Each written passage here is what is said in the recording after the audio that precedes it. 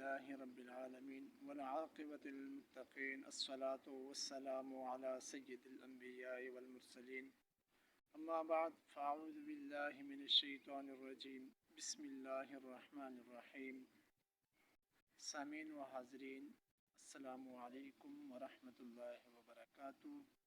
آج جس حوالے سے میں گفتگو کرنے جا رہا ہوں وہ بہت ہی اہم موضوع ہے، یعنی کہ نماز کے حوالے سے میں آج آپ سے گفتگو کرنے جا رہا ہوں.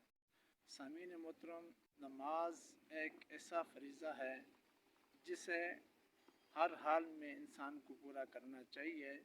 اسی لیے نماز کی وجہ سے بہت اہمیت و فضیلت ہے. قرآن مجید میں کئی بار اس کا اللہ تبارک و تعالیٰ نے ذکر کیا، تذکرہ کیا.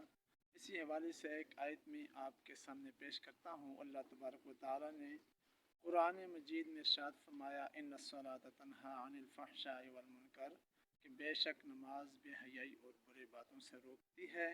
کہ حدیث شریف میں اسی طرح آتا ہے کہ جب آپ کی اولاد 7 سال کی ہو جائے تو اسے نماز کی طرف ترغیب دلاؤ، نماز کا سبق سکھاؤ، اور جب وہ 10 سال کو پہنچ جائے اگر وہ نماز نہ پڑھے تو اسے مار کے نماز پڑھاؤ.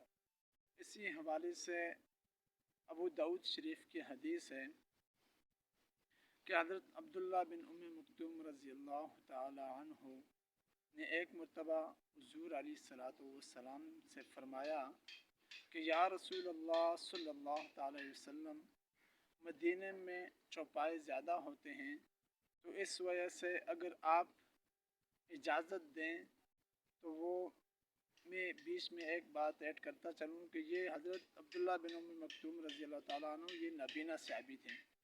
تو انہوں نے عرض کی کہ یا رسول اللہ صلی اللہ علیہ وسلم، اگر آپ مجھے اجازت دیں تو میں صبح اور شام کے وقت اپنے گھر پہ نماز پڑھوں. تو حضور علیہ الصلاۃ والسلام نے فرمایا اے مکتوم، کیا تمہیں حی علی الصلاۃ کی آواز آتی ہے؟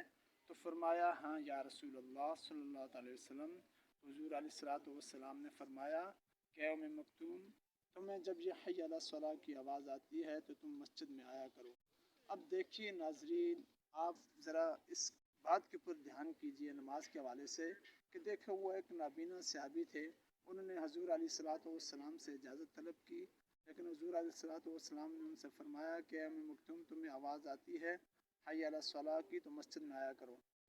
لیکن آج ہم لوگ طرح طرح کے بہانے بنا لیتے ہیں کہ ہم گھر پہ نماز پڑھتے ہیں، مسجد نہیں آ سکتے.